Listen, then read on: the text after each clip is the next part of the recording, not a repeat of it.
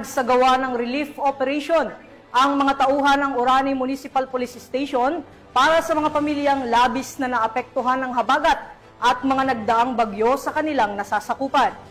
Yan ang balitang hatid ni Patrolwoman Janice Bulahaw.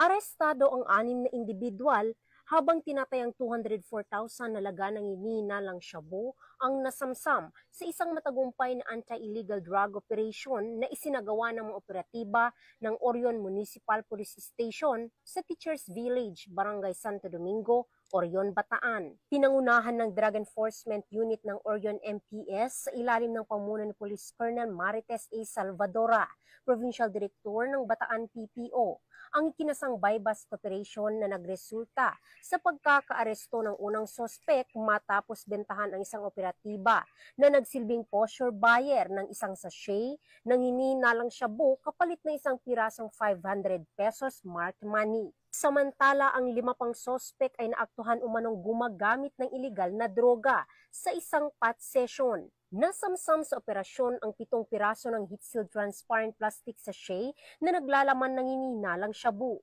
5 pirasong aluminum foil na may bakas ng shabu, 5 tuser, lighter, at 1 pang piraso ng heat-sealed transparent plastic sachet na may bakas na shabu. Kasalukuyang nasa kustodiya ng Orion MPS ang mga inarestong sospek habang inihanda ang pagsasampa ng kaukulang kaso laban sa kanila sa paglabag sa Republic Act 9165 o ang Comprehensive Dangerous Drugs Act of 2002.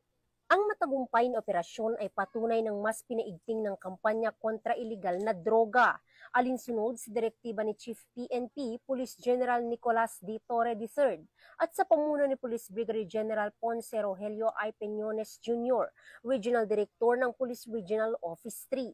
Patuloy ang determinasyon ng kapulisan sa pagbibigay ng ligtas at drug-free na komunidad para sa bawat mamamayan ng Bataan at buong Gitnang Luzon. Mula dito sa Gitnang Luzon, ako ang inyong PNN correspondent, Patrolwoman Lixen Reyes A. Saweran, alagad ng batas, tagataguyod ng Balitang Pulis.